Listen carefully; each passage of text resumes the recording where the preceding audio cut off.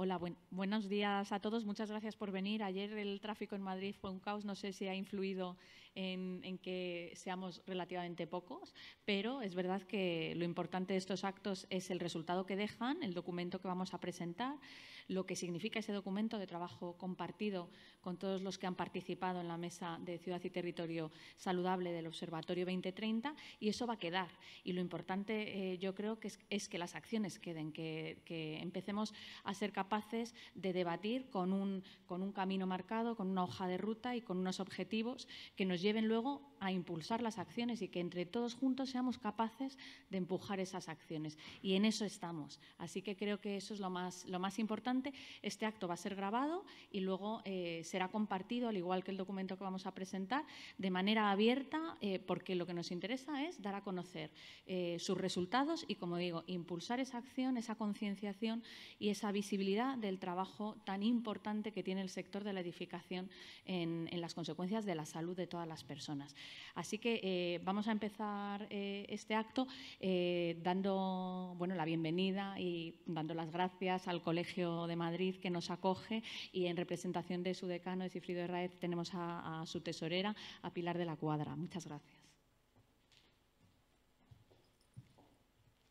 Muchas gracias, Ángela. Muchas gracias a todos y bienvenidos a esta mesa redonda. Muchísimas gracias al Observatorio, Marta, presidenta del CESCAI. Bienvenidos a todos, como decía, y gracias por elegir este escenario para la celebración de esta mesa redonda de calidad arquitectónica para la salud, entendida, como decía la Organización Mundial de la Salud, como el estado completo de bienestar físico, mental y social. Como sabéis todos, y si no lo sabéis os lo digo, entre las funciones fundamentales del Colegio Oficial de Arquitectos de Madrid está la salvaguarda de los valores culturales y medioambientales de la arquitectura en beneficio de la sociedad. Por lo tanto, estamos completamente alineados con los objetivos de este grupo de trabajo de Ciudad y Territorio Saludable del Observatorio y, por lo tanto, con este nuevo documento que nos presentan ahora sobre Ciudad y Territorio Sostenible. Muchas gracias a todos y bienvenidos.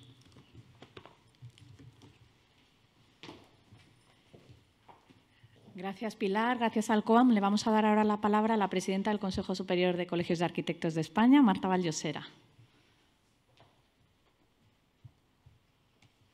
Hola, buenos días y muchísimas gracias por acompañarnos en este acto de presentación de este documento, Ciudad y Territorio Saludable, del Observatorio 2030 del CESCAI. Me gustaría empezar agradeciendo al Colegio de Madrid que una vez más nos acoja. Pilar, muchísimas gracias.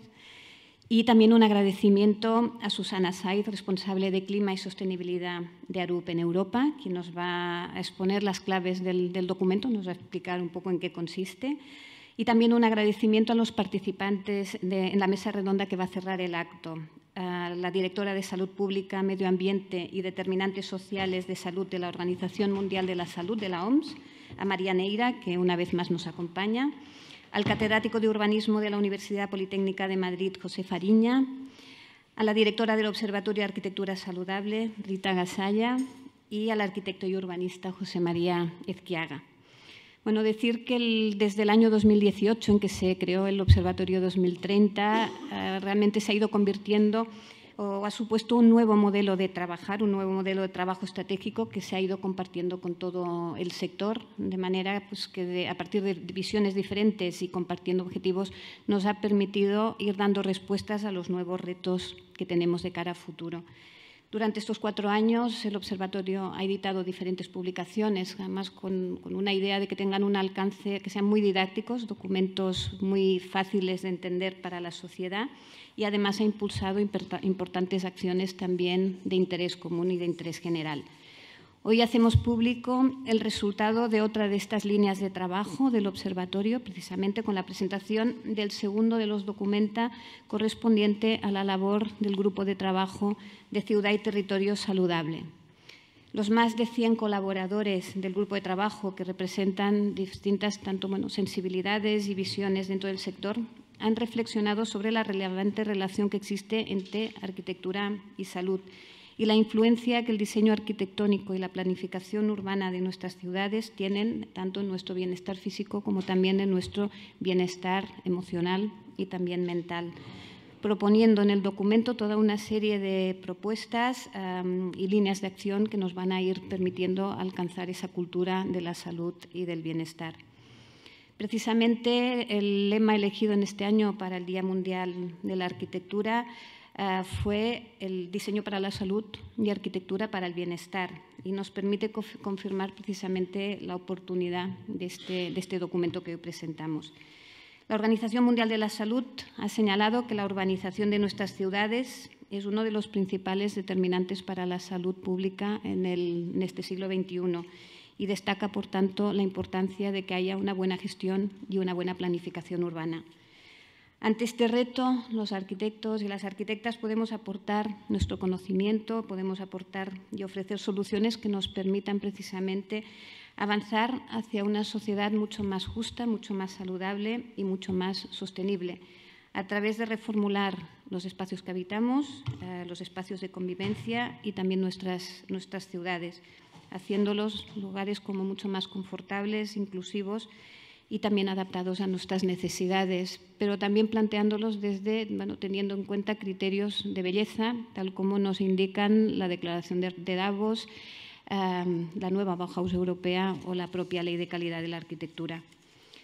Es verdad que la pandemia puso de relieve, quizás más si cabe, la importancia de los espacios que habitamos y a estos cambios que ha provocado también la pandemia se unen otros desafíos importantes, como son el poder garantizar un derecho de una vivienda digna a todos los ciudadanos, dar también soluciones al progresivo envejecimiento de la población y a ese necesario reequilibrio medioambiental y social. Todo esto nos sitúa ante retos acuciantes que tienen un efecto directo sobre nuestra salud y, por tanto, nos urgen acometer una transformación profunda que redefina nuestras ciudades y también el entorno que vivimos.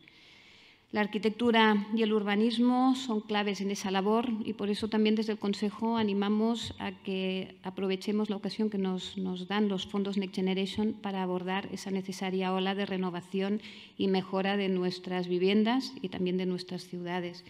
Es importante el abordarlo desde una perspectiva integral que consiga esa transformación profunda y descarbonizada de nuestro parque edificado y de nuestras ciudades y que, como hemos dicho antes, tendrá un efecto directo sobre nuestra salud y nuestro bienestar. Finalizo ya mi intervención un poco poniendo en valor esa acción coordinada de todos los agentes del sector a través del Observatorio 2030, que va a representar seguro la clave para que todos estos retos podamos abordarlos con el máximo éxito. Y quisiera, por tanto, agradecer a todos los que forman parte del observatorio, a patrocinadores, colaboradores e invitados por su inestimable trabajo, que seguro que debe ser un ejemplo para todos, para profesionales, administraciones, para todo el sector en general, para seguir apostando y ofreciendo soluciones a estos nuevos retos que se nos presentan, que no solo benefician al sector, sino que benefician a la sociedad en general. Nada más, muchísimas gracias y daremos paso a la mesa redonda. Gracias.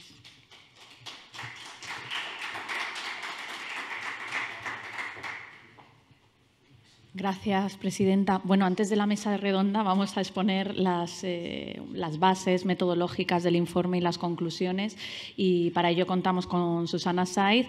Desde el observatorio cada una de las líneas de actuación cuenta con una codirección de la que se hace cargo alguna empresa líder en alguna de esas temáticas. En el caso de Ciudad y Territorio Saludable, desde el inicio contamos con el apoyo de ARUP, a los que les agradecemos su implicación, su experiencia y su trabajo desinteresado y entonces, vamos a ver cómo Susana, que es la directora de Medio Ambiente y Sostenibilidad en Europa, pues que nos ha acompañado además en todo el proceso, desgrana las claves del informe. Gracias.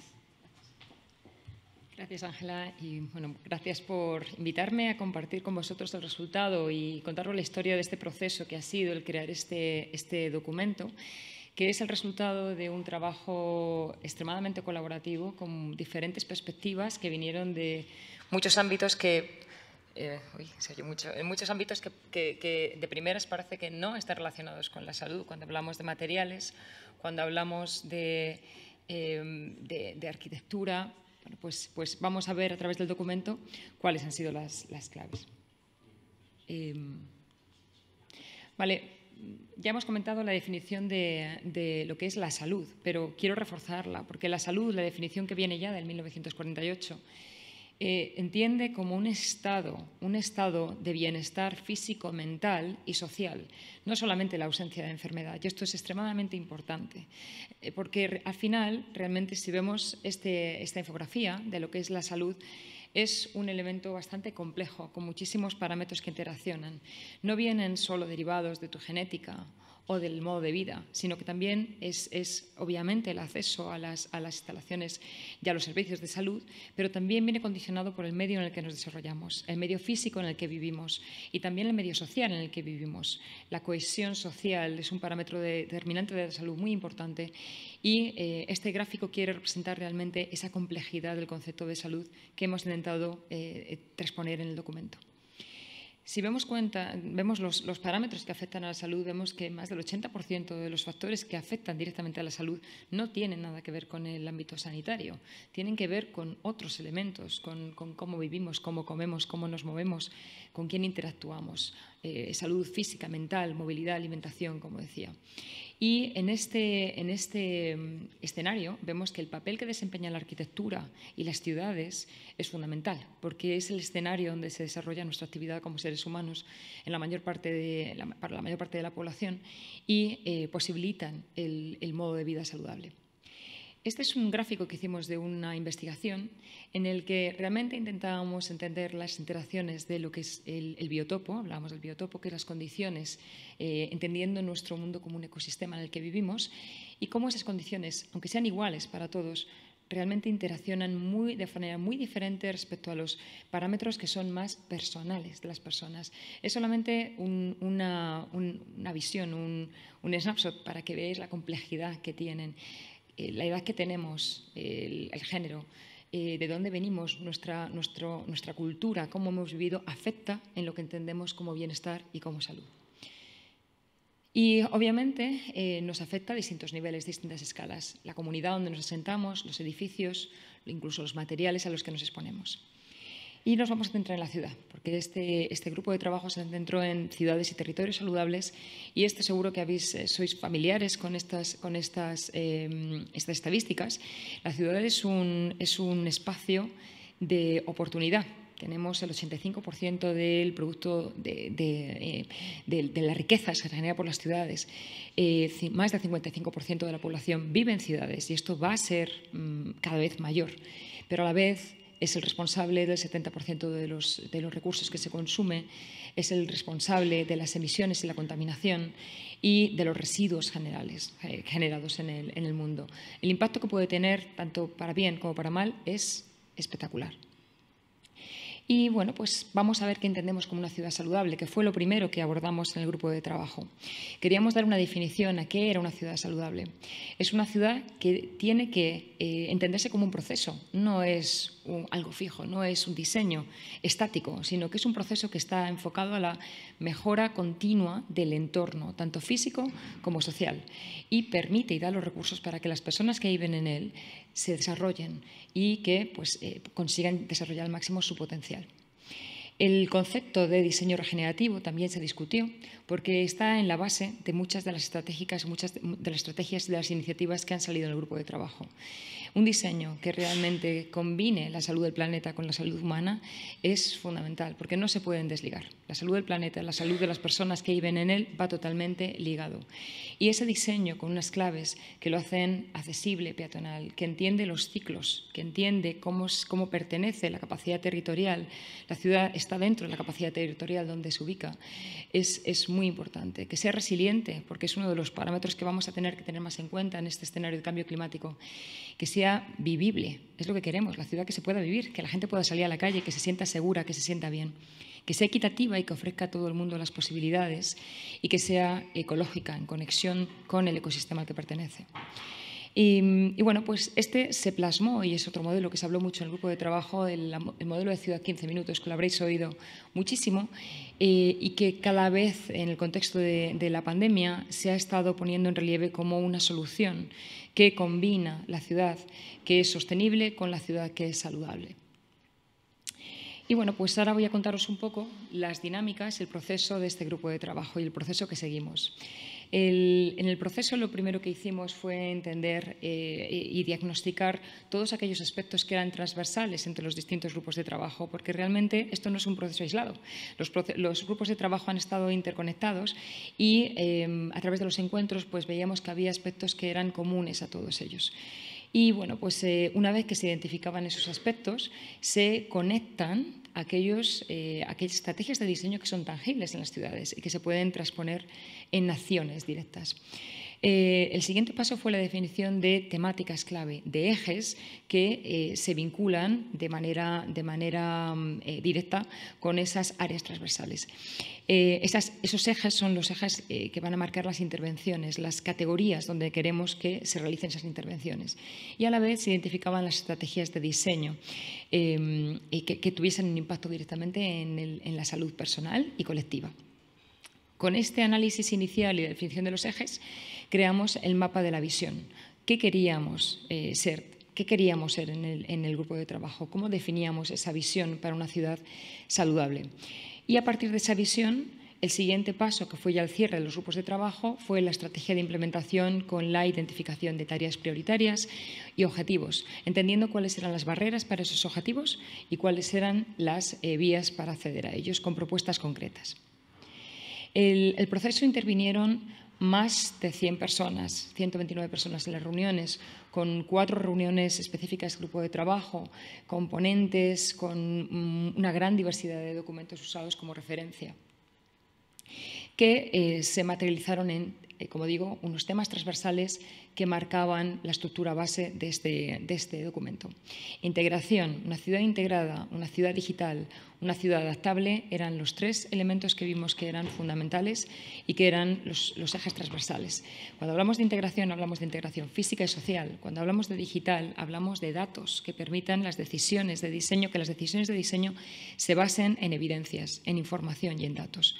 Y eso es muy importante también, la educación y el acceso a la información como clave para llegar al estado de salud que queremos.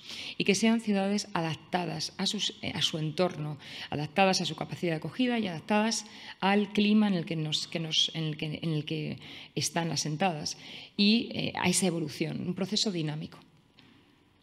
Y bueno, a partir de aquí definimos los ejes de lo que queríamos, entendíamos como una ciudad saludable. Una ciudad que fuese natural, conectada al ecosistema y a la naturaleza, que fuese regenerativa, que fuese accesible e inclusiva. Accesible, como digo, social y físicamente. Que fuese una ciudad confortable y, por supuesto, descarbonizada, en línea con los objetivos del Green Deal y el Pacto Europeo. Que fuese una ciudad que permitiese la vida activa y que fuese una ciudad segura. Hablamos de la seguridad es fundamental para poder llegar a ese estado de salud, porque si no es una barrera para cualquier tipo de actividad que queremos realizar. Y bueno, pues a partir de aquí empezamos a entender cuáles eran las intervenciones que tendríamos que realizar, entendiendo cómo el diseño podía tener un impacto directo en la salud colectiva. Parámetros que eran no solo constructivos, parámetros psicológicos, conductuales, parámetros que eran físicos, no fásicos, parámetros sociales.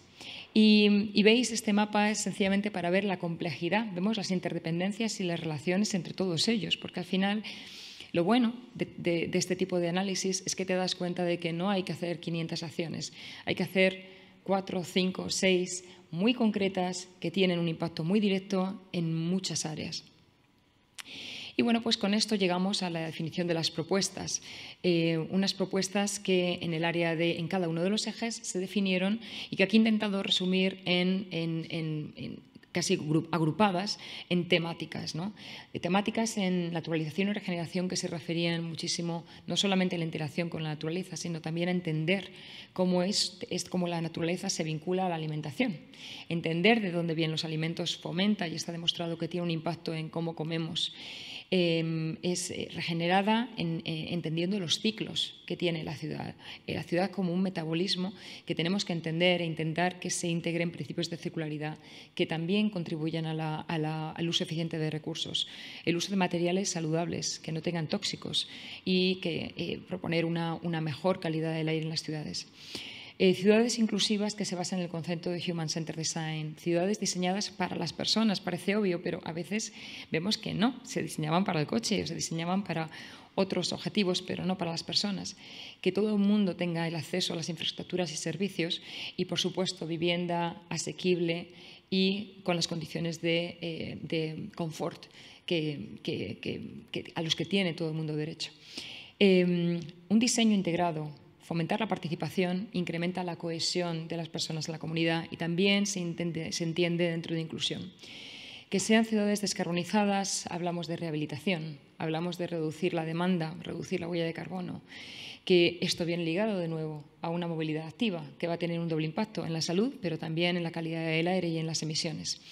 Ciudades sensorizadas donde podamos coger datos de qué pasa en la ciudad y poder tener esas herramientas para diseñar de una manera mucho más eficiente y más orientada a cómo funciona la ciudad de verdad. Una ciudad realmente que esté revitalizada. Hablábamos de la despoblación de núcleos rurales. ¿Cómo podemos fomentar que esos espacios sigan habitados, dotándoles de la accesibilidad digital, dotándoles de esa flexibilidad, del acceso a esos espacios, a esos servicios y permitan que muchas personas que quieren seguir viviendo en esas áreas puedan seguir haciéndolo y desarrollando su vida en ellas? Y una ciudad segura. En el escenario de cambio climático, la resiliencia y la seguridad es fundamental, pero también una seguridad perceptiva, una seguridad para que haya espacios intergeneracionales donde los mayores, los pequeños puedan desarrollar su actividad diaria de una manera segura, confiada y que no sea una barrera para ellos para poder salir a la calle e interaccionar socialmente. Y bueno, pues al final lo que comentaba se resume en una serie de líneas clave, todas interrelacionadas. Hablábamos de cómo estas acciones van a tener un impacto en diseño para las personas, en una movilidad centrada en las personas, en la conectividad, en entender que la ciudad es un lugar para todos, de cualquier condición social, de cualquier edad, de cualquier cultura. Eso es lo que tenemos que intentar crear, esa cohesión social, lugares integrados. Una construcción limpia, edificios que tienen unas bajas emisiones y son limpios, circularidad, vinculados a la naturaleza, que fomenten estilos de vida saludable y también una economía diferente, una economía verde que dé opciones a nuevas oportunidades laborales en una economía diferente. Y bueno, pues en el plan de acción nos formulábamos 3 preguntas fundamentalmente. En cada una de las áreas, de los ejes, preguntábamos dónde queremos estar, que lo habíamos definido en la visión, pero también intentamos entender por qué no estábamos ahí, entendiendo cuáles sean las barreras legislativas, barreras del mercado, barreras sociales, barreras por desinformación, que muchas veces venía de ahí, y entender realmente, una vez que entendemos las barreras, qué tenemos que implementar para superar esas barreras y poder implementar las acciones que habíamos identificado.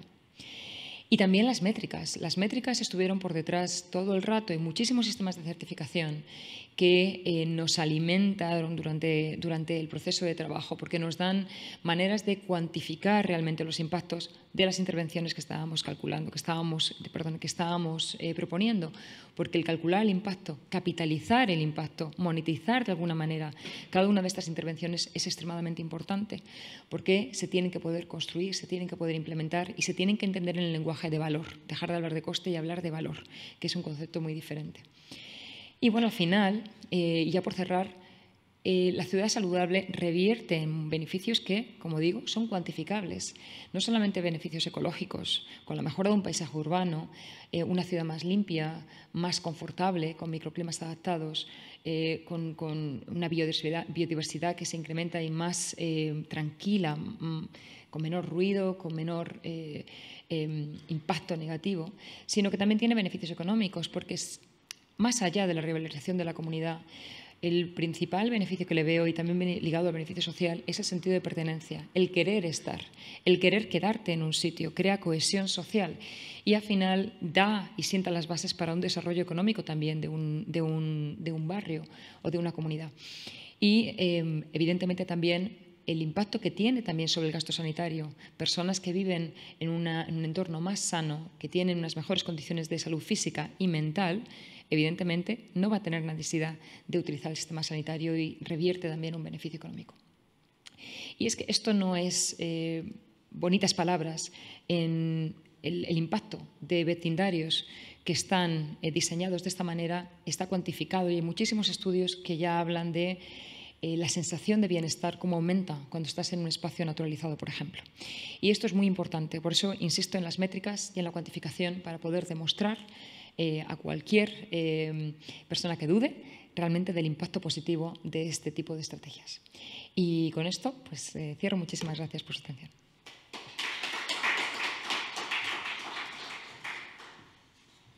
Bueno, pues yo voy a invitar a los contertulios a que, Susana, tú también te quedas aquí, a que subáis aquí para debatir.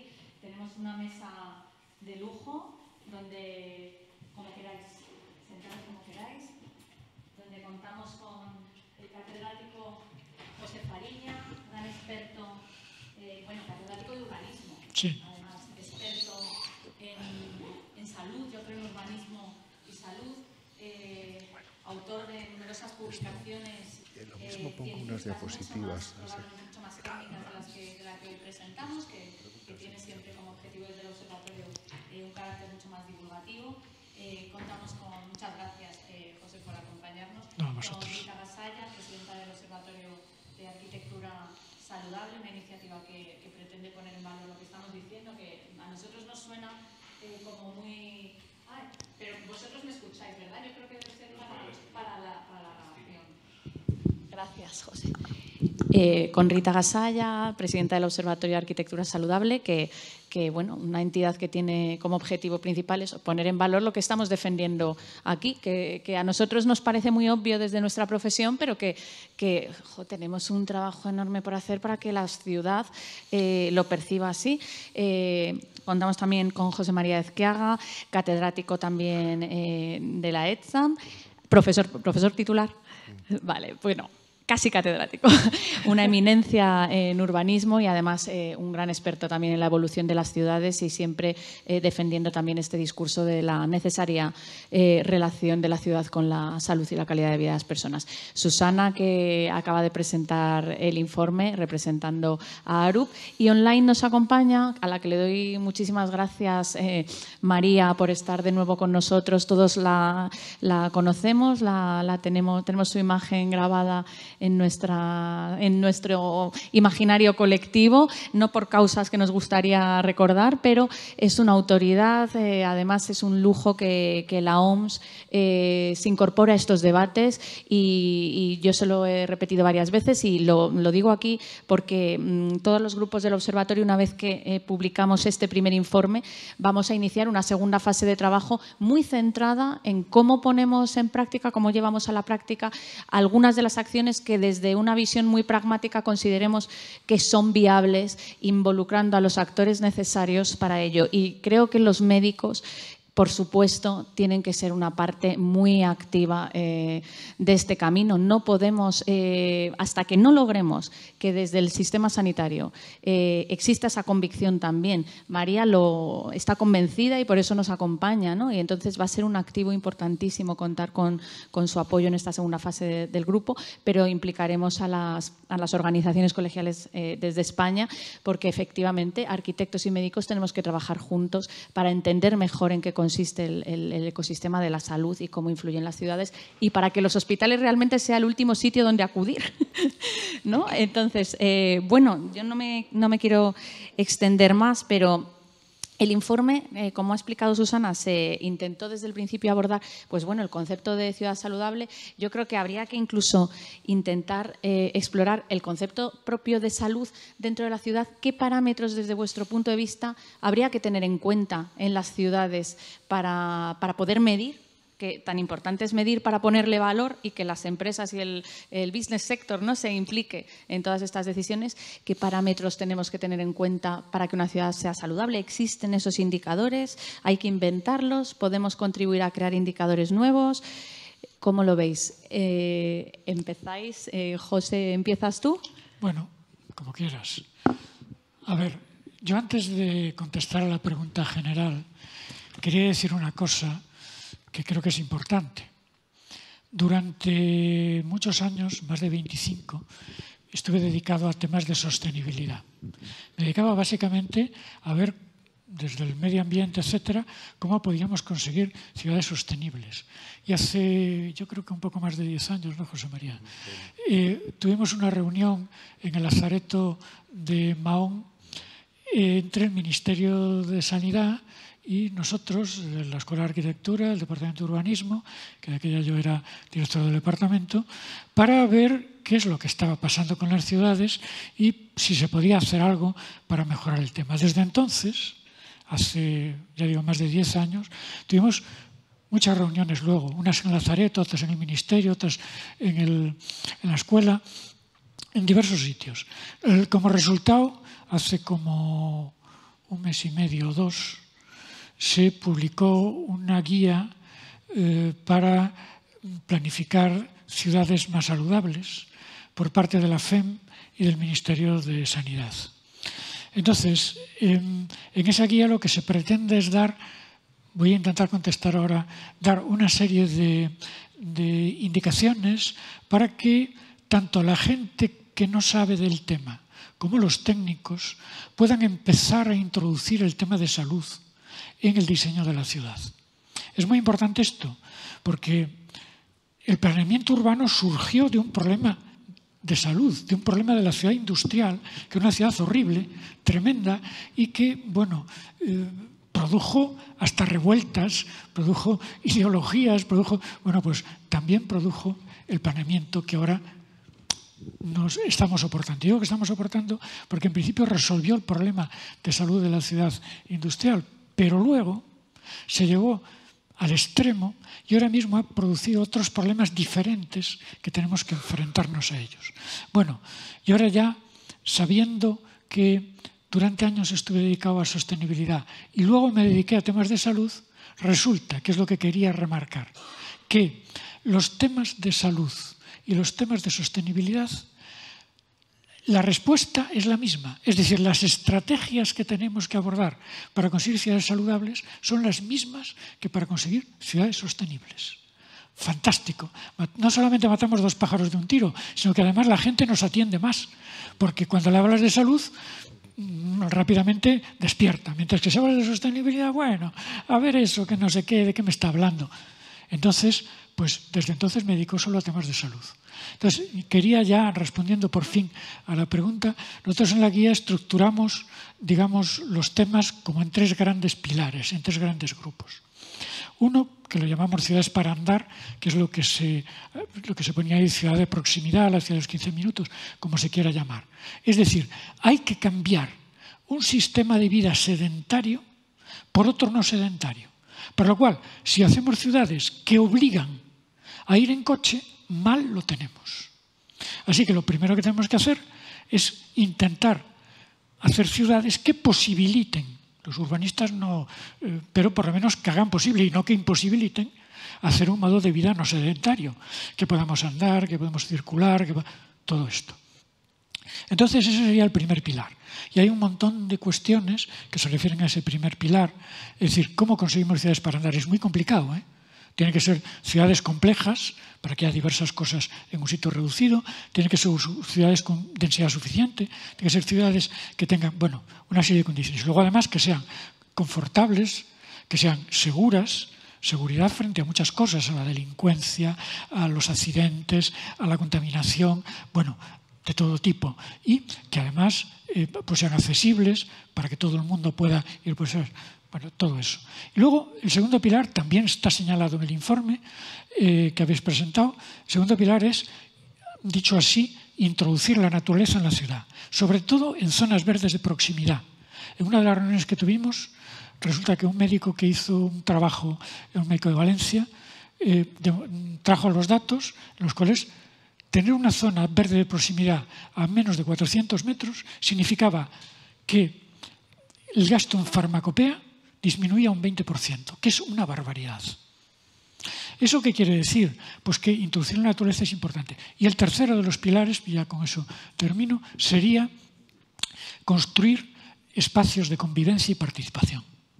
Es imprescindible, con un coche que nos ha separado a todos, que volvamos a andar, nos vamos a juntar, volvamos a poder hablar unos con otros, que haya lugares donde la gente participe de verdad, que sean lugares que no cambien en el tiempo, que además tengan una sede física a ser posible, que si puede ser las zonas verdes bien, pero que además son necesarios edificios, bueno, todo eso. Así que sobre estas 3 líneas ponemos una serie de preguntas para poder responder y en función de las respuestas pues podemos abordar o atacar a qué cosas son prioritarias que hay que hacer aquí. Y esas cosas prioritarias se pueden hacer.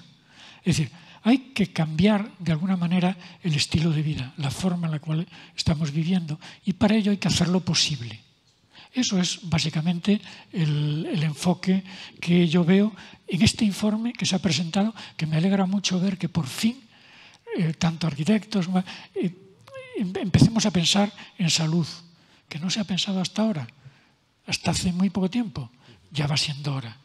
Entonces, bueno, estoy muy contento de estar aquí, de que se presente este informe, del que el Consejo esté trabajando en este ámbito. Y digo, además, en temas de salud, que resulta que sus estrategias para conseguir ciudades saludables son las mismas que para conseguir ciudades sostenibles. Con lo cual, fantástico. Bueno, ya he intervenido mucho. No, además muy importante porque efectivamente sostenibilidad es un concepto muy amplio y seguro que en el grupo de Ciudad y Territorio Sostenible tenemos un montón de las acciones que proponíamos que tienen relación directa con las 72 que se proponen aquí, ¿no? Pero esto que suena muy fácil es muy difícil, muy difícil, sobre todo en un entorno consolidado, ¿no? Sí. Pero también es verdad que tenemos a favor a la sociedad. Después de la pandemia, yo creo que todos sería perder una oportunidad de lujo, ¿no? Ahora no intentar. ¿Cómo hacemos? El informe que tú mencionas, el que nosotros presentamos, pero oye, no podemos seguir hablando para nosotros. ¿Cómo hacemos para que esto llegue a la población y para que estos conceptos calen, ¿no? Ya me he ido a otra pregunta, pero volviendo también a la anterior, ¿existen esos parámetros? ¿Podemos comunicarlos? Los médicos sois unos grandes prescriptores, María. Los médicos, nosotros en algunas encuestas que hemos hecho en el propio Consejo, ayer otra sobre profesiones, la profesión más valorada y más en estos tiempos, la de médico. Entonces, vosotros sois grandes prescriptores, no solo de salud, de calidad de vida, de todo. Os necesitamos para que esto también cale y para que no estén saturadas las consultas, para que realmente se vea que el urbanismo es paliativo, ¿no? Entonces, bueno, quien quiera, esto tiene que ser un debate fluido. Hablarme de los indicadores, si existen, de las certificaciones, del momento en el que estamos, de la necesidad de implicar a estos grandes profesionales, ¿no? Que nos salvan la vida. Pero nosotros también podemos colaborar. ¿Quién se anima? María, tú que estás online, te paso la palabra. No te escuchamos un momentito. A ver. Sí. Ahora sí. ¿Me oís bien? Sí, ahora sí. Vale. No, primero de todo deciros que estoy absolutamente feliz de oír lo que estáis presentando. Podría ser una Asamblea Mundial de la Salud. Lo que estáis presentando los arquitectos, los consejos superiores, la parte de sostenibilidad de territorio, es una agenda de salud 100%. Efectivamente, ese axioma que acaba de ser presentado, que no puedo estar más de acuerdo, de que sostenibilidad igual a salud y que las ciudades son el laboratorio más importante donde nos jugamos nuestra salud. Depende de los ingredientes que pongamos en ese laboratorio, en ese espacio urbano, vamos a obtener más o menos salud, vamos a conseguir disminuir más o menos el gasto sanitario en tratamiento de la enfermedad y vamos a tener una sociedad mucho más feliz, mucho mejor desarrollada y desde luego descarbonizarla. Un par de cosas. Primero, que estamos llamados efectivamente a trabajar juntos, no queda otra, o sea, es realmente muy estratégico y muy necesario también, ¿no? Que los que trabajan en planificación urbana, los arquitectos, los que os ocupáis de las ciudades, que tengan que trabajar cada vez más con los colegios de médicos, con los profesionales médicos, con la profesión sanitaria en general, no solo los médicos, sino los profesionales sanitarios, porque ahí es donde tenemos muchísimo que ganar. Yo les digo siempre a los del sector de transporte, por ejemplo, cuando trabajo con ellos, que a lo mejor ellos no lo saben, pero son pequeños ministros de salud en su territorio. Y vosotros probablemente mucho más también, los arquitectos, porque realmente nuestras ciudades representan nos la jugamos en temas de enfermedades crónicas, precisamente por ese sedentarismo al que se hacía referencia antes. Si no podemos caminar, si tenemos una vida sedentaria, vamos a tener cada vez más enfermedades relacionadas con el sedentarismo, ¿no? Y por lo tanto un grandísimo coste para la sociedad y para el sistema sanitario. Si no podemos tener una interacción social, vamos a tener cada vez más coste en salud mental, que efectivamente también otra de las lacras que amenaza a nuestra sociedad por esa falta de conectividad y de integración y de espacios que permitan esa convivencia, ¿no? O sea que estamos llamados hace mucho tiempo ya, pero de ahora de una manera crítica, a trabajar juntos y a hacer que vosotros tengáis también ese rol cada vez más de ministros de la salud en vuestro ámbito y en cuánto podéis proteger y promover esa salud. Déjame llevar esto un poco al ámbito más global, ¿no? Una de las crisis que estamos confrontando más grandes ahora es la de cambio climático. Pero cambio climático puede ser también la oportunidad que todos esperamos para acelerar esta transición. En cómo acelerar esa lucha contra las causas del cambio climático, claramente nosotros presentamos el argumento de salud. Si tú luchas contra las causas del cambio climático, vas a generar beneficios para la salud enormes. Y grandes de esos beneficios van a ser generados precisamente en las ciudades. Las ciudades tienen que descarbonizar, pero las ciudades tienen que hacerlo también con un argumento de salud. El argumento de salud es el más potente en las COPs, en las negociaciones sobre cambio climático. Es un argumento positivo, además, es un argumento que estimula a la acción y no paraliza. Al mismo tiempo que descarbonizamos las ciudades, vamos a obtener beneficios para nuestra salud enormes, beneficios para nuestra economía enormes y beneficios para la sociedad. ¿Cómo comunicamos eso a nuestros ciudadanos?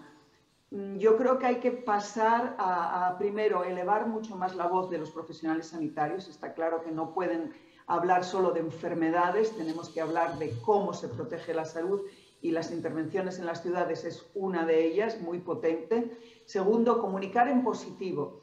Necesitamos la complicidad de los alcaldes y a los alcaldes hay que darles mensajes que vean como un rédito electoral también. Y los alcaldes responden a ese rédito electoral cuando se les dice que cualquier intervención que hagan para promover el transporte público va a tener un beneficio para la salud que nosotros, profesionales de la salud, podemos cuantificar y que cuantificando esos beneficios seguramente eso también les estimula a tomar más acción, ¿no? El poder contar en positivo que hay beneficios para la salud, seguramente muchos alcaldes estarían dispuestos a utilizarlo. Claro, de una manera muy holística y de una manera muy estratégica, que un beneficio no provoque, por otro lado, otra serie de desigualdades, por ejemplo. Entonces, dos recomendaciones. Uno, los criterios para medir lo que es una ciudad saludable, que creo que han sido ya y serán seguramente muy bien descritos. Yo añadiría, por supuesto, la medición de la calidad del aire, que nos da una idea muy concreta y que los ciudadanos entienden muy bien también. Empiezan a ver ya muy claramente cuáles son esos índices de contaminación del aire y exigen esas medidas.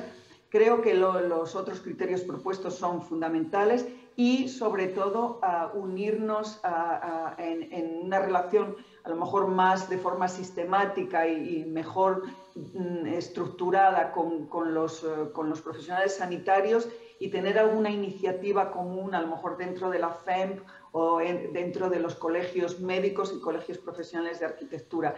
Desde luego, desde la OMS le daríamos toda la visibilidad que pudiéramos. Nosotros estamos, obviamente, a nivel global trabajando en salud urbana, en promoviendo las grandes redes con alcaldes. La C40, como sabéis, es la de las ciudades más grandes del mundo, pero ellos están en Londres, por ejemplo, poniendo en marcha iniciativas muy buenas, intentando reducir esa contaminación del aire, lo que supone reducir ese tráfico, supone gestionar mejor esa movilidad urbana.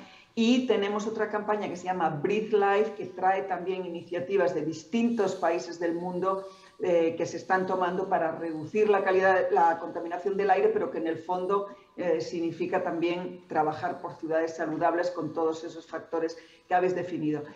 Me paro aquí, solo deciros que desde luego para mí ha sido una manera muy buena de terminar esta mañana, porque es fascinante oíros hablar, es como si fuerais todos de la OMS, porque tenemos claramente la misma agenda y estamos todos empujando en la misma dirección, y estoy totalmente de acuerdo con esas guías y con ese documento que habéis presentado hoy, que por supuesto, si me los enviáis, estaré encantada de darles toda la difusión que sea necesaria e incorporarlos en nuestras redes globales, para que, como decía, a través de esta red de Breathe Life se puedan compartir estas experiencias y se conozcan por otros y las puedan utilizar también. Gracias.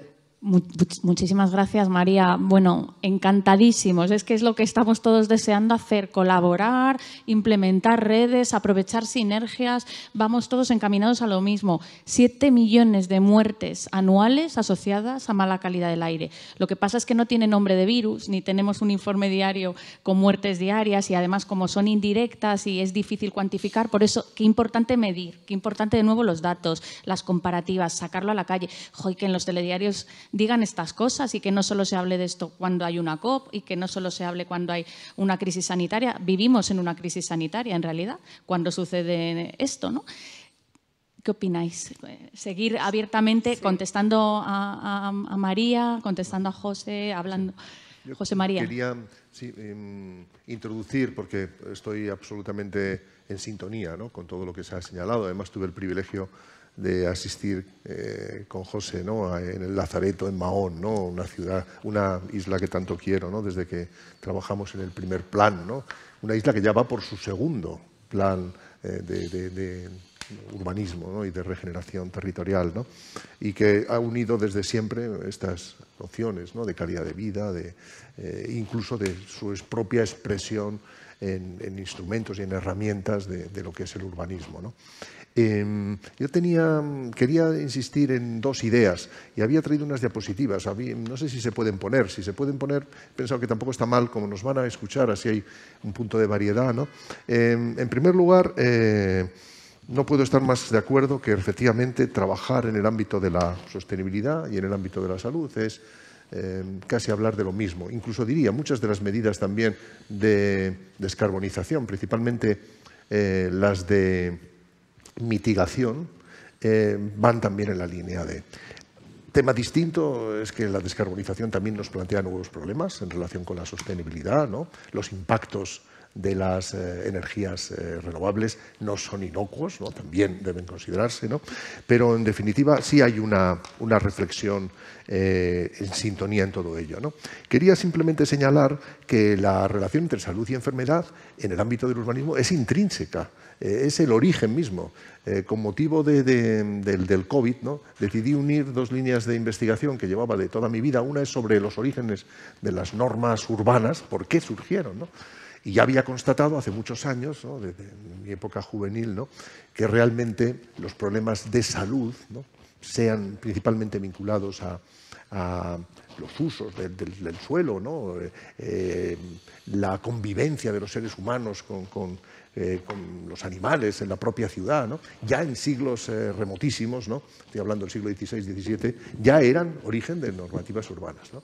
Quería comentar que falta unir esta reflexión de lo normativo con los nuevos ítems, los nuevos paradigmas de la salud contemporánea, porque si vemos el tránsito de la historia, esto ha estado siempre muy vinculado, el concepto de regulación urbanística, etcétera, a las infecciones, es decir, al problema de las enfermedades infecciosas como las más evidentes, ¿no?, las llamadas pestes, ¿no?, que era este cajón desastre, ¿no?, donde cabía desde la viruela, ¿no?, hasta lo que estrictamente hoy conocemos como peste bubónica, etcétera, ¿no? Quería señalar, entre estas imágenes que vamos a ver muy rápidamente, como si fueran un vídeo, ¿no?, que el COVID ha puesto otra vez el foco en el tema de la salud. Y eso es muy interesante. Ya antes del COVID era muy claro y había toda una reflexión muy importante sobre el tema de que el urbanismo contemporáneo y la medicina sin duda, pero luego veremos una estadística, el urbanismo contemporáneo había logrado en gran medida derrotar las enfermedades infecciosas endémicas en el mundo desarrollado, ¿no? E incluso se notaba la evidencia de ese impacto en el mundo en desarrollo. Yo no puedo dejar todavía de admirarme de los primeros trabajos que desarrollamos en América Latina, ¿no?, llevar agua potable, poner pavimento en las favelas, tenía una incidencia tan directa en las enfermedades intestinales de los niños, de los bebés, etcétera, que aumentaba increíblemente y muy rápidamente el tema de la esperanza de vida, ¿no? Y reducía las tasas de mortalidad perinatal e infantil, ¿no? Era tan básico, era tan volver a lo que había sido el siglo XVIII y el siglo XIX en el mundo occidental, ¿no? Que veíamos que todavía era evidente, ¿no? Este impacto, ¿no? de las pandemias en la normativa ha sido muy constante en la historia, y podemos decir que de la peste nació la organización administrativa de la ciudad en gran medida, ¿no? Como muchos autores han investigado en detalle, ¿no? También la urbanística, la de aislar las zonas, la de dividir. Es decir, nuestro concepto de distrito de salud, hoy por hoy, ¿no? Hasta de distritos a secas, como los arrondissements, estos parisinos, ¿no? Viene en gran medida de la ciudad organizada y segmentada para poder ser controlada y poder ser vigilada en las epidemias, en la peste, en la cuarentena. Es decir, todas las herramientas que hemos vuelto a vivir, ahí se formaron y ojo, pensamos en las pestes medievales, pero tenemos pestes en el siglo XVII y XVIII todavía en Europa, ¿no? No voy a mencionar la viruela, porque es una enfermedad muy peculiar, pero interesantísima, porque gran parte del aparato estadístico que tenemos ahora es cuando los matemáticos del XVIII se unen con los médicos y empiezan a evaluar y a hacer prospectiva estadística de la evolución de la enfermedad, principalmente de la vacunación, de la variolización, que es previa a la vacunación, ¿no? Pero voy a plantear otro punto importantísimo del urbanismo que muchos autores, muchos historiadores han fijado desde el primer momento y que ahora es muy bueno recordar. Las infraestructuras urbanas fueron el gran avance, entre estas imágenes que vemos de la ciudad industrial, ¿no? La ciudad del 19, de nuestro, es menos que Nairobi o Calcuta hace 20 años, ¿no? Es decir, concurrían unas circunstancias de deterioro de la salud brutales que dieron lugar a enormes epidemias. Lo mismo con la mala condición de habitabilidad. La suma de todo eso produjo que todavía en el 19, en lugares como Londres, pero en España mucho más tarde, incluso en el 19 tardío, ¿no? Se producen epidemias de cólera, ¿no? Y por primera vez se logra establecer, yo diría, lo que este mapa une el urbanismo con la epidemiología clínica, ¿no? Es el mapa de John Snow, ¿no? Sí. Hecho a mano, ¿no? Y siempre digo a mis alumnos, el primer mapa urbanístico. Este hombre tuvo la molestia de hacer algo que los arquitectos y los urbanistas debemos hacer, ir al sitio, preguntar, tomar nota, atreverse, armado de su conocimiento, simplemente. A fin de cuentas, él era anestesiólogo, ¿no? Si no me equivoco, sí. ¿No? Y tenía muy claro que era muy improbable que una enfermedad que producía unos síntomas intestinales fuera de origen respiratorio, de las miasmas, ¿no? Como se planteaba entonces, ¿no? Pero este mapa da lugar a que al final este río, que era una enorme cloaca, el Támesis, ¿no? Termine canalizándose, creándose un sistema, y Bazalgette, el gran ingeniero jefe que establece el sistema de Londres, logra construir. Pero lo más sencillo es que no saben por qué. Todavía los microorganismos quedarán décadas para que se puedan identificar, ¿no?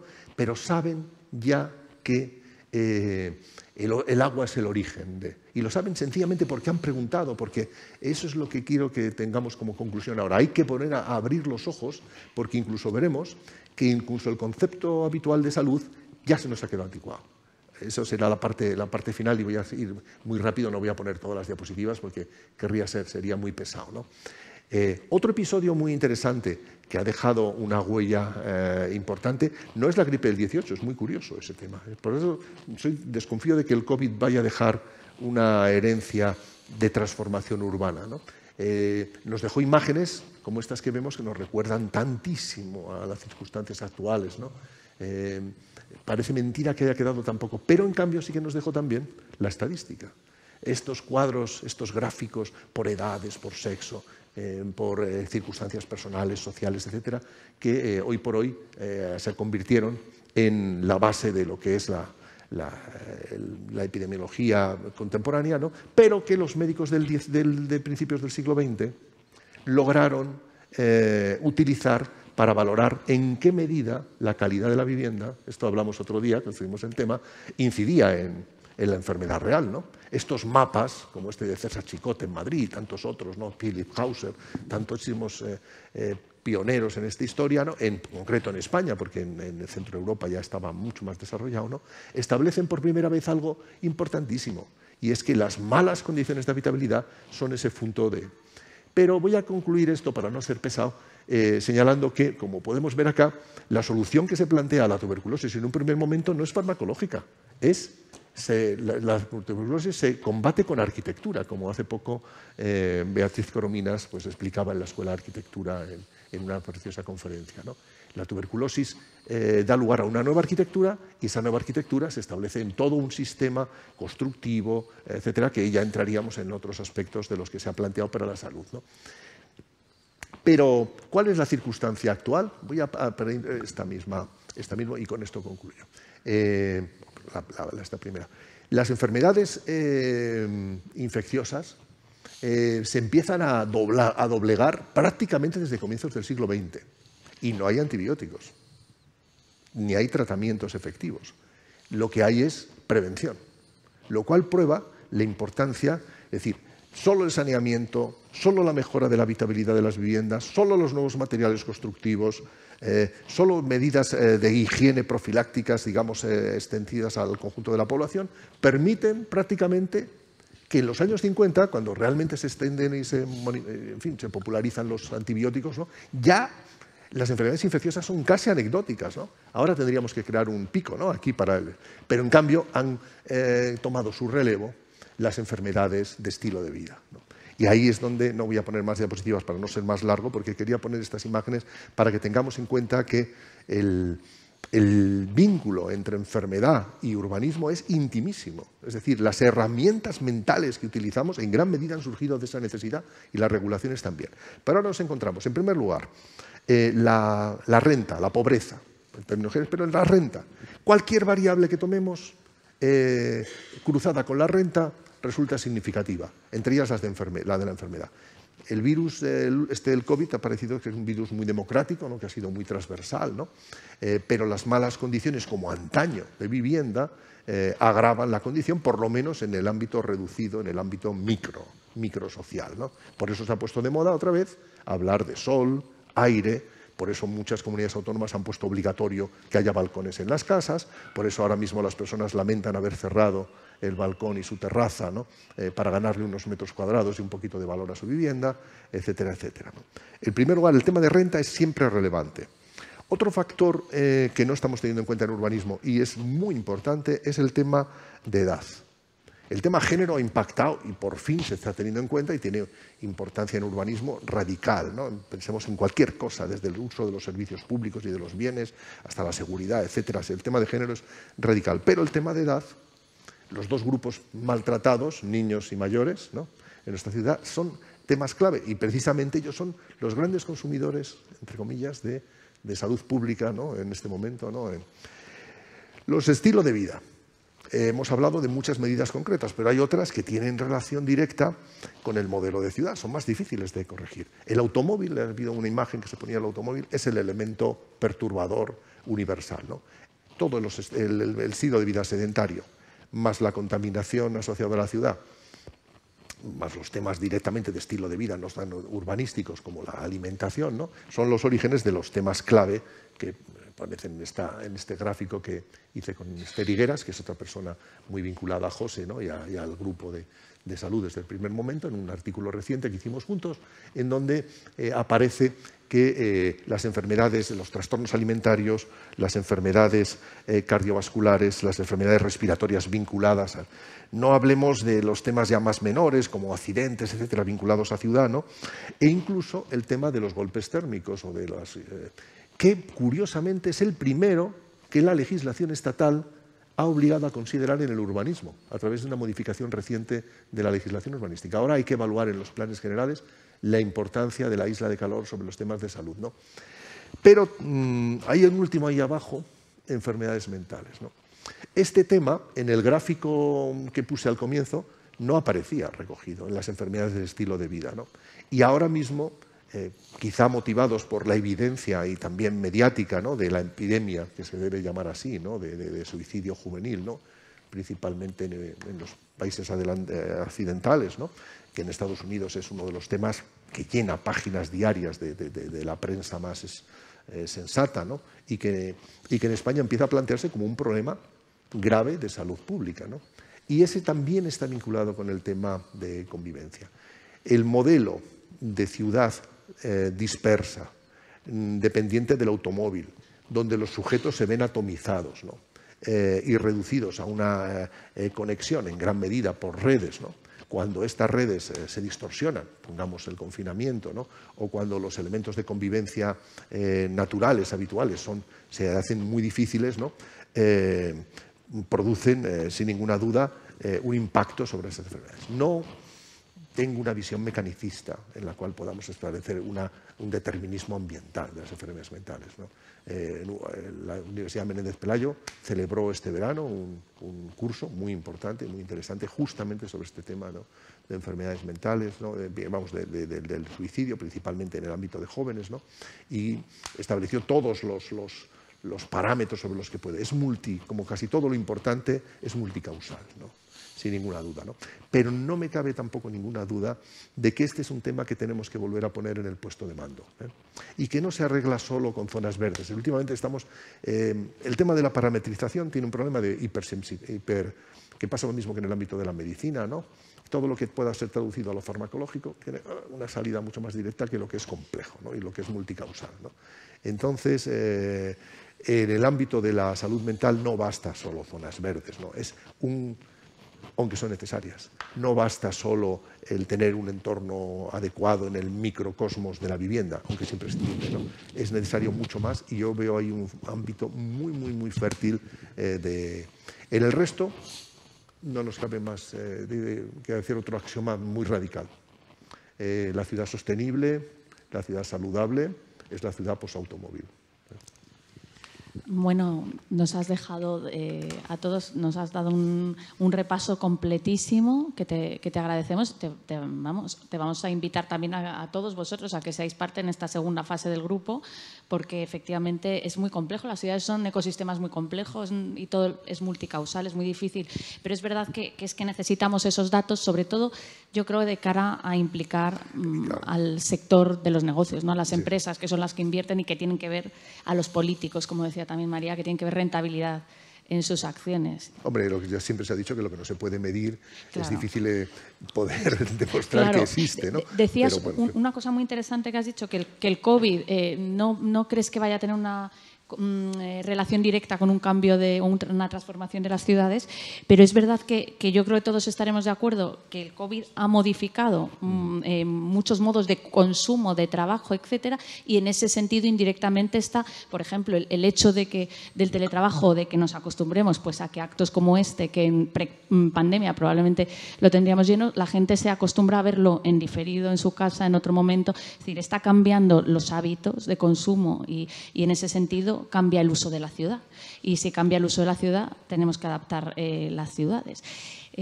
Por un lado eso y por otro lado poner a disposición también de todos los investigadores el atlas del Affordable Housing Activation que desarrollamos con un equipo de investigación que por primera vez en el mundo ha logrado en ese atlas juntar más de 4.000 indicadores de todo el planeta y que podamos aterrizar en 13.000 áreas urbanas cruzando indicadores, pues como estamos viendo aquí, vinculado con una taxonomía de barreras, pero vinculando renta, por ejemplo, con zonas verdes, con mortalidad y que podamos comparar, por lo tanto, y demostrar de alguna manera esa relación que todos conocemos y que sabemos que está ahí, pero que muchas veces necesitamos para la prensa, para los ciudadanos, ponerles números, ponerles datos, decir, muertes asociadas con calidad del aire, esperanzas de vida distintas en una misma ciudad, por entornos urbanos diferentes. Que eso es increíble, que en la propia Madrid haya esperanzas de vida de hasta 10 años de diferencia por nacer en un barrio o en otro. Es que eso ya es exclusión social y es un hándicap tremendo, ¿no? Por nacer en un sitio.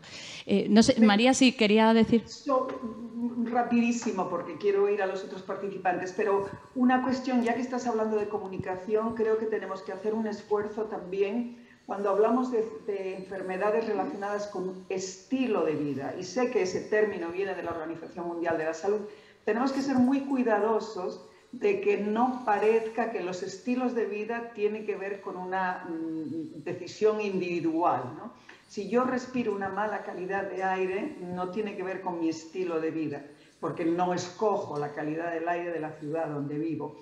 Si soy sedentario, claro que es mi estilo de vida, pero tiene que ver también con el hecho de que no tengo una infraestructura que me permite caminar. Entonces, tenemos que también focalizar mucho sobre los determinantes ambientales de esas enfermedades crónicas, no transmisibles. Creo que tenemos que cambiar un poco esa narrativa para que no le pasemos la responsabilidad exclusiva al ciudadano diciendo que si comes mal es culpa tuya. En realidad, cuando vives en una ciudad muy congestionada, las grandes superficies donde puedes comprar más barato están fuera y las tiendas especializadas son un poco más caras. O sea, que hay muchos determinantes también que hacen que no sea solo un estilo de vida, que hasta suena bien y todo, ¿no? Pero vamos a tener que cambiarlo, digo, como provocar ahí en la comunicación con nuestros ciudadanos, ¿no? Que entiendan que no solo depende de ellos, que depende del entorno que tienen, que determina muchísimo ese estilo de vida. Totalmente de acuerdo, y además lo que tenemos es que ser habilitantes de que eso cambie y de ponerles a su disposición que puedan elegir y que tengan esas alternativas. Rita. Bueno, lo primero, que ha sido un placer participar en este grupo de trabajo y felicitar a todos los componentes por el resultado y a los ponentes por aportar tanto valor a una cosa que afortunadamente se ha puesto en el centro de la agenda pública, ¿no? Que es cómo los arquitectos y los urbanistas podemos impactar en la salud de las personas. Bueno, ayer precisamente en una reunión había una persona que no era arquitecto, dijo, es que no sois conscientes los arquitectos de hasta qué punto tenéis poder de influir en la vida de las personas. Bueno, creo que como arquitectos y como urbanistas tenemos que ser muy conscientes de ellos y tenemos que utilizar nuestra influencia para impactar en el bien común, ¿no? Y entonces, y ahora, bueno, pues con la pandemia no habíamos visto antes, los que estamos aquí, cómo la salud ha entrado en el centro de la agenda pública, ¿no? Entonces, es una oportunidad para el desarrollo de la arquitectura y del urbanismo saludable de impactar positivamente en la vida de las personas y de mejorar su calidad y su salud, su calidad de vida y su salud.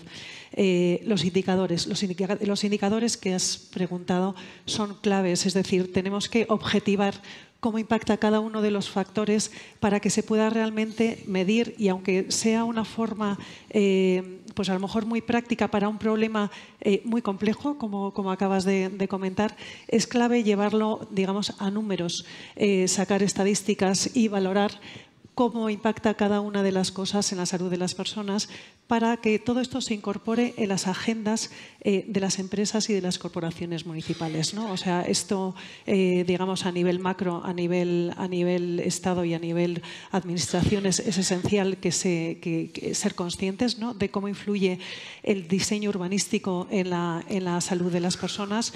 A nosotros en el Observatorio de Arquitectura Saludable nos gusta hablar de arquitectura de elección y de urbanismo de elección. Y realmente trata de cómo los arquitectos y urbanistas podemos diseñar para inducir a las personas a tomar la decisión más saludable, ¿no? Es decir, la decisión siempre al final la toma la persona, ¿no? Pero nosotros podemos diseñar espacios para el encuentro y el intercambio, ¿no? Provocar o facilitar ese encuentro social desde una cosa tan sencilla como cómo colocamos los bancos en un parque, ¿no? Que los podemos colocar de tal manera que las personas se encuentren y no de manera lineal, hasta, por supuesto, paseos arbolados a la sombra para que las personas puedan salir, hasta estas marquesinas que puedan facilitar que las personas puedan pasear al aire libre, incluso en momentos de lluvia, ciudades seguras donde pues los mayores no se queden encerrados en sus casas muchas veces, ¿no? Porque el miedo les limita el poder salir a la calle y eso al final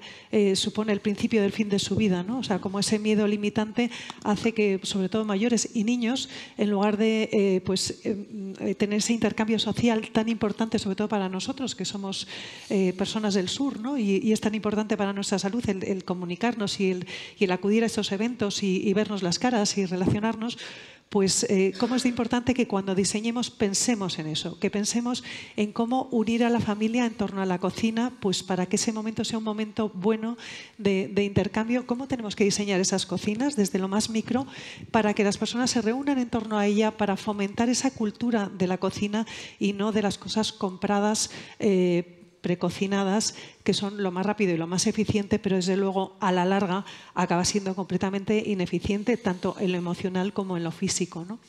Y cómo enfocar todas esas partes del diseño para provocar ese bienestar social, ese bienestar particular de las personas. Entonces, esa parte esencial, es decir, cómo podemos utilizar nuestro diseño para mejorar la calidad de vida de las personas. Ahí hasta hoy lo que se ha hecho en las ciudades es obvio que no vale. Hay que replantearlo, hay que replantear pues un nuevo sistema urbano mucho más allá de la eficiencia y de la sostenibilidad, dar un paso más allá, ¿no? Es verdad que la sostenibilidad y la salud se aunan en una parte muy importante, pero hay otras muchas que no están dentro del concepto de sostenibilidad, que es la parte, por ejemplo, esta del encuentro, ¿no? Esta parte no se incluye en la sostenibilidad. Hay otra parte, por ejemplo, la iluminación de las ciudades, ¿no? O sea, hemos tendido a unas iluminaciones de luz azul por la noche, porque es la más eficiente, y sin embargo sabemos que eso tiene un impacto muy malo en la salud. Sabemos que la luz debe tender hacia los colores cálidos, que son los que nos ayudan a conciliar el sueño y a tener una vida más acorde a los ritmos circadianos a los que nos hemos aclimatado a lo largo de tantos siglos de evolución, ¿no? Entonces, por ejemplo, la importancia de la luz no solamente dentro de las viviendas, no solamente en los espacios de trabajo y en los espacios de estudio y, por supuesto, en los espacios sanitarios tan importante, que es cuando las personas más lo necesitan, ¿no? Sino el estudio también de la luz a nivel urbano. El impacto del ruido. Se habla poco del ruido. El ruido no solamente causa estados crónicos de nerviosismo y de estrés, sino que puede llegar a causar también la muerte. Impacta en nuestro sistema endocrino, impacta en nuestra tensión arterial. O sea, hay ruidos que no escuchamos, que son los ruidos más graves, que nuestro oído no está preparado para escuchar y que, sin embargo, impactan en nuestro sistema circulatorio y puede acabar provocando incluso la muerte. Por supuesto, altera el sueño y, por supuesto, supone un problema para la concentración, ¿no? Entonces, para atacar el ruido hay que ir esencialmente a la fuente, ¿no? O sea, esto no se trata solamente de aislar los edificios, que eso por supuesto, se trata también de acudir a la fuente, porque pues cuando paseamos por un parque nos gusta oír la naturaleza, pero muchas veces el ruido del tráfico, el ruido, por ejemplo, de una tapa de alcantarillado por el que pasan por encima los coches y que produce un impacto que es intermitente y que no hay normativa en este momento que proteja a los ciudadanos contra ese ruido de impacto que no es continuo, sino que es intermitente. Es decir, hay muchísimas cosas que van más allá de la sostenibilidad y digamos que esa es la propuesta que tenemos desde el Observatorio de Arquitectura Saludable, que enfoquemos todos los puntos que afectan a las personas, que gracias a Dios es verdad que se nos escucha ahora muchísimo más, ¿no? Todos estos temas de salud y medio ambiente, esta, digamos, medicina ambiental o esto de utilizar la arquitectura y el urbanismo como medicinas preventivas, ¿no? Que es lo que realmente podemos llegar a hacer y cómo podemos llegar a impactar positivamente a la sociedad haciendo todo este tipo de enfoques que están, muchos de ellos incluidos en el documento y otros de ellos en los que bueno, tenemos que seguir trabajando para mejorar la vida de las personas y tener esas ciudades que sean competitivas porque la gente quiera vivir en ellas y no porque sea donde está solamente el trabajo, sino queremos vivir donde además queremos trabajar. Gracias, Rita. Sí, José. Sí, no, quería decir una cosa antes de que me olvide sobre el tema de los indicadores. Hay que tener mucho cuidado con los indicadores. ¿Por qué? Porque los indicadores, desde mi punto de vista, tienen que ser específicos del lugar. No es lo mismo una ciudad de Sudáfrica... Iba a hablar de eso. Entonces, tienen que ser específicos del lugar. Nosotros ahora, por ejemplo, estamos intentando aplicar la guía a tres lugares de Euskadi, nos lo ha encomendado el Gobierno vasco, a ver cómo...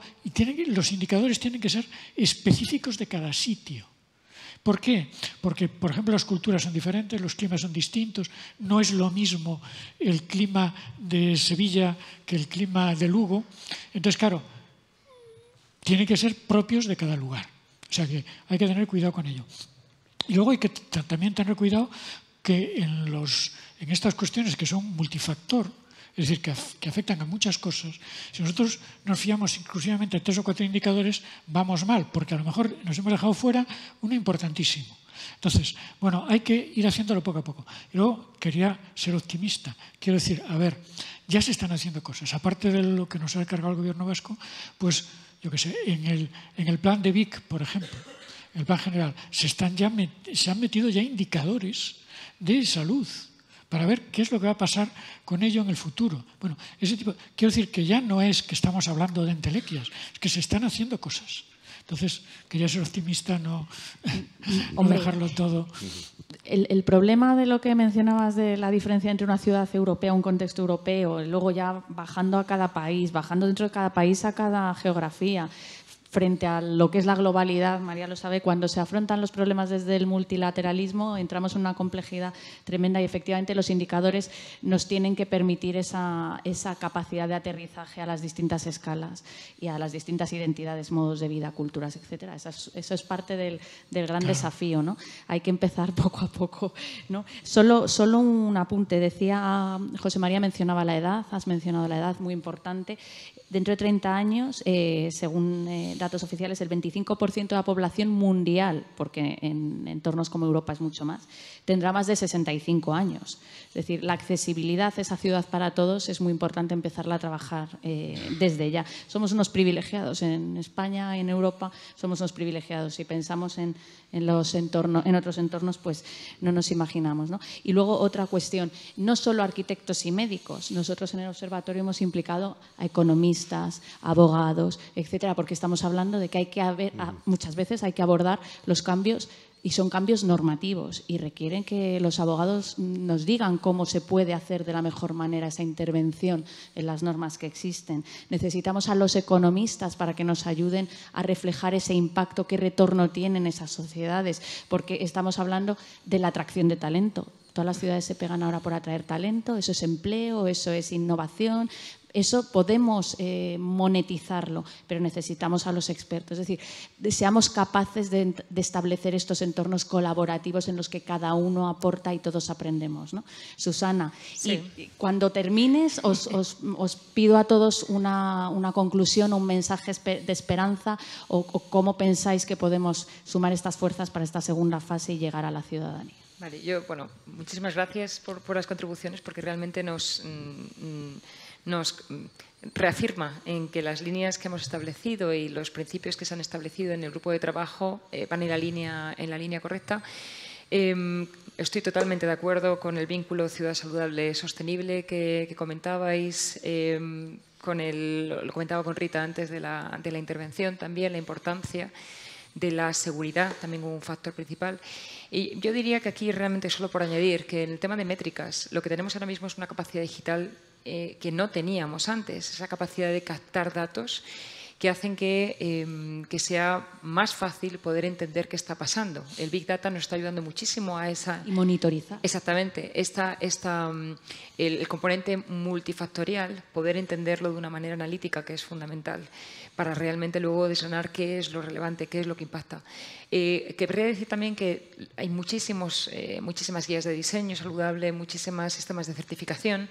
La mayor parte de ellos basan sus indicadores en una colaboración entre distintos agentes, propiedad privada, también arquitectos, médicos, y lo que generan, en mi opinión, la validez de lo que generan, sobre todo es el hecho de que se formulen preguntas.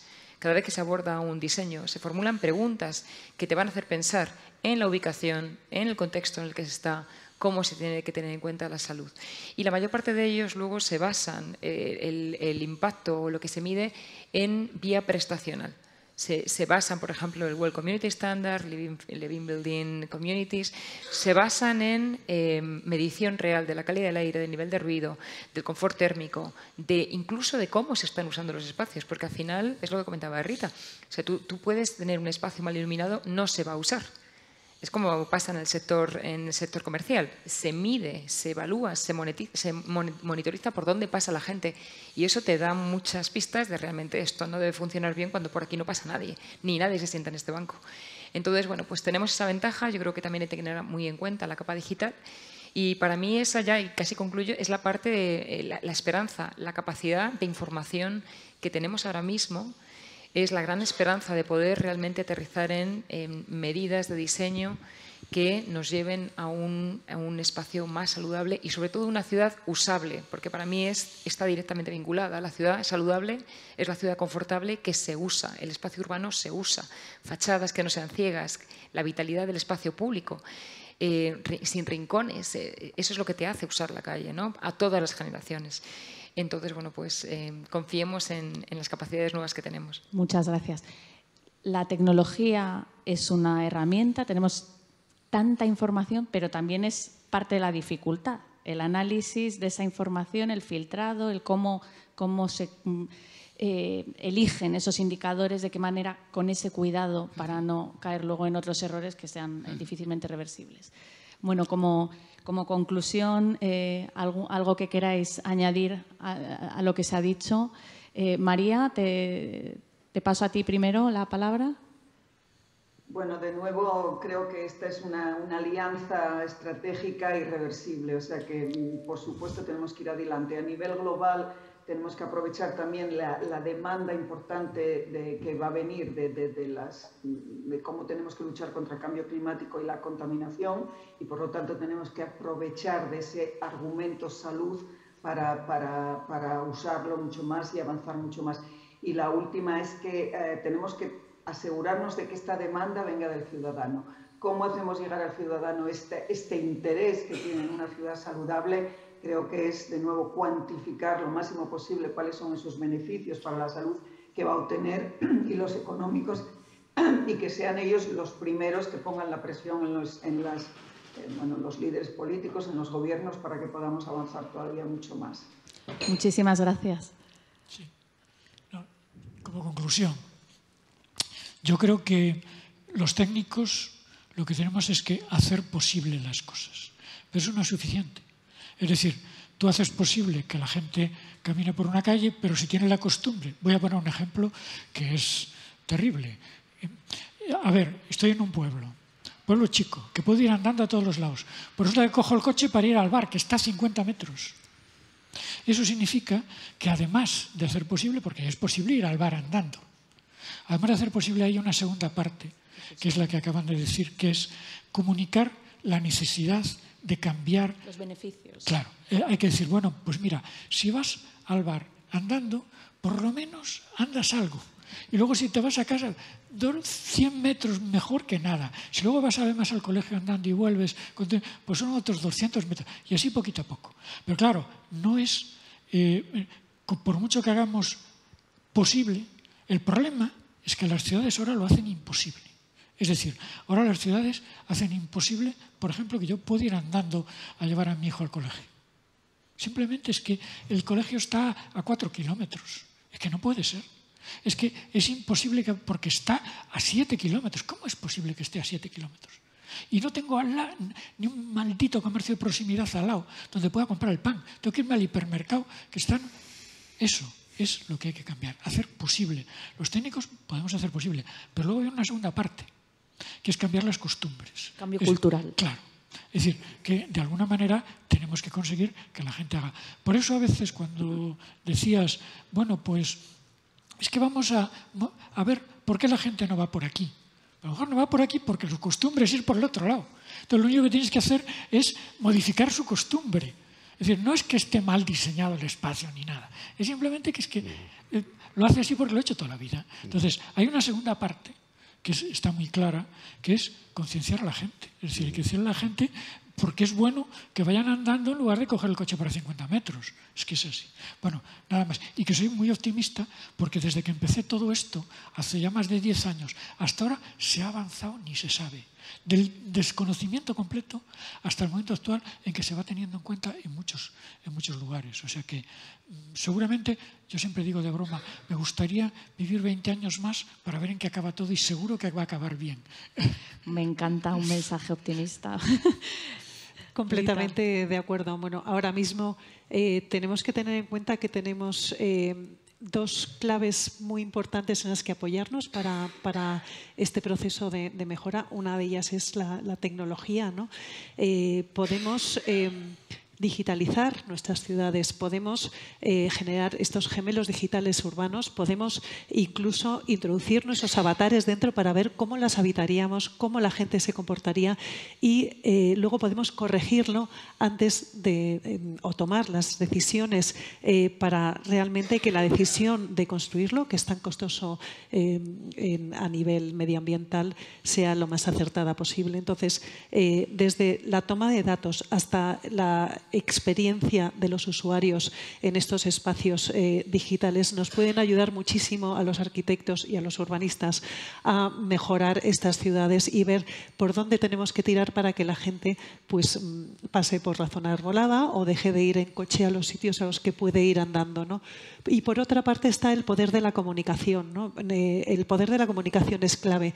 Cómo comunicamos todos los que estamos aquí involucrados en este discurso y en este intento por mejorar las cosas, cómo conseguimos llegar a las personas, que la sociedad sea realmente consciente de hasta qué punto podemos mejorar nuestra forma de vida gracias a utilizar bien los espacios públicos y qué tiene que demandar la sociedad a los poderes públicos para que este cambio se produzca, ¿no? Porque esto, lógicamente, si la sociedad lo pide, el cambio se va a producir, ¿no? Entonces, hay importantísimo esta labor de comunicación que se hace también desde el Observatorio 2030 y en el que también estamos involucrados en el Observatorio de Arquitectura Saludable, ¿no?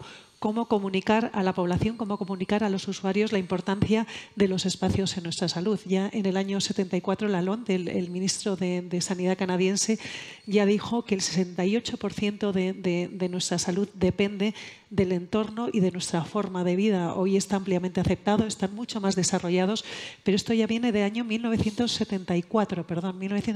Entonces, bueno, ahí sabemos que realmente nuestros hábitos de vida, nuestra forma de vida y el entorno que nos rodea, en el que tanto se puede influir desde la arquitectura y el urbanismo, influye realmente en la salud de las personas. Entonces, esto hay que hacerlo llegar a través de la comunicación y realmente ahora se está comunicando y es cuestión, esperemos, de poco tiempo y que antes de 10 años, como decía el profesor, el catedrático, podemos llegar a empezar a ver grandes y buenos resultados. Tenemos que hacer una conjura, una alianza de actores estratégicos. Completamente. Tenemos otra oportunidad, José María, también, los fondos NEXT, que en el caso de Europa están apostando por la rehabilitación y la regeneración urbana, una enorme oportunidad para repensar nuestros entornos y convertirlos en entornos mucho más saludables y sostenibles en toda su amplitud. En efecto, trabajar en la ciudad existente ya es haber andado la mitad del camino, ¿no? Porque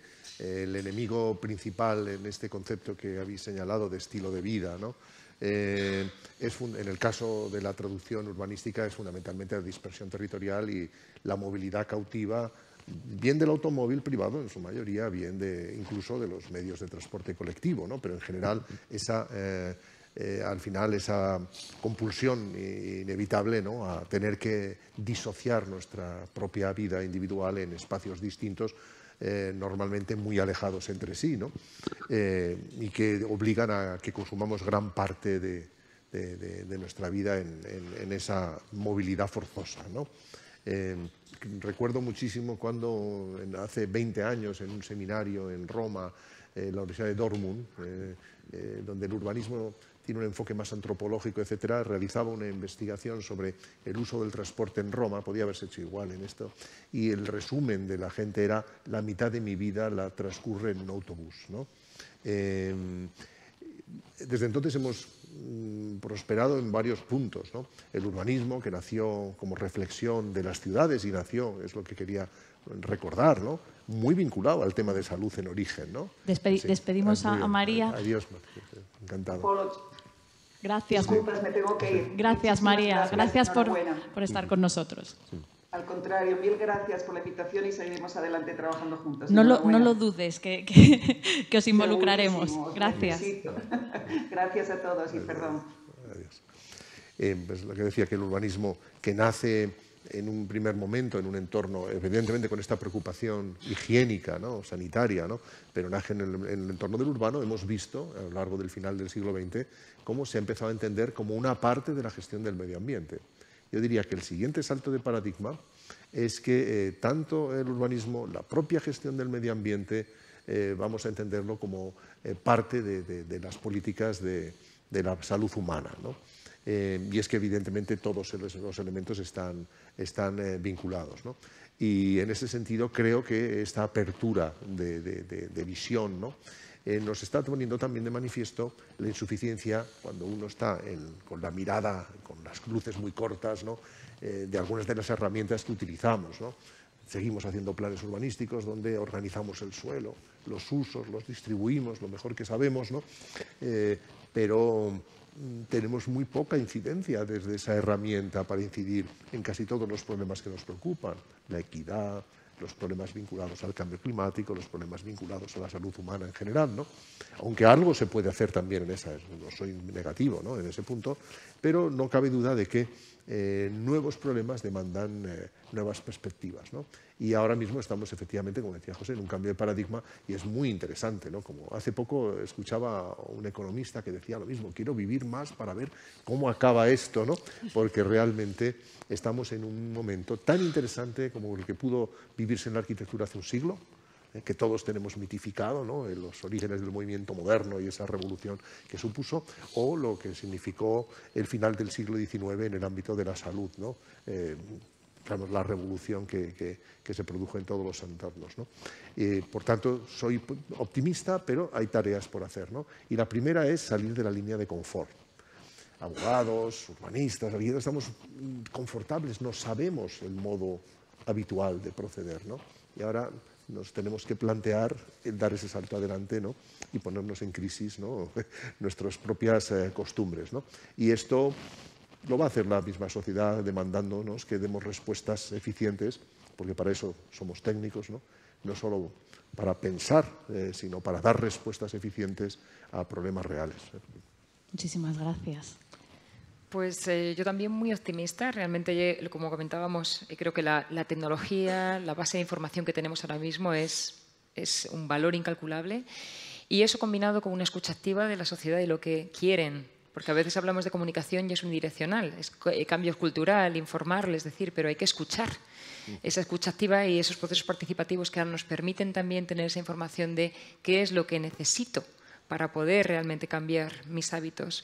Creo que eso también, esa combinación, es la base para una ciudad realmente saludable. Así que yo creo que es positivo. Estoy también de acuerdo que hay muchísimo trabajo por hacer. Muchísimo trabajo analítico, que comentabas antes, estoy totalmente de acuerdo, Ángela. Esa mirada sensible a realmente cómo entender los datos y no distorsionarlos.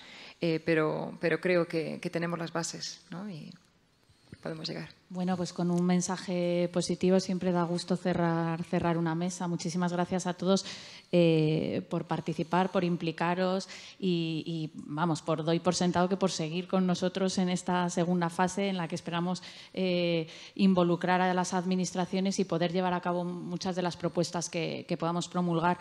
La dicotomía entre humanización y digitalización, entre globalización e identidad local, estará ahí presente y tendremos que tenerla presente para ser cautelosos y que lo que propongamos sea realmente viable y realista para las distintas realidades en las que actuemos, que al final trabajamos para esos ciudadanos que nos lo tienen que demandar, para los que les tenemos que informar. Así que nada, gracias de nuevo y a vuestra disposición el informe en abierto, podéis descargarlo. Esta jornada también va a estar disponible para poder difundirla, visualizarla y para seguir, sobre todo para seguir trabajando, para que sea un punto de inicio, un punto de partida para esa segunda fase en la que esperamos ser muy proactivos. Muchas gracias.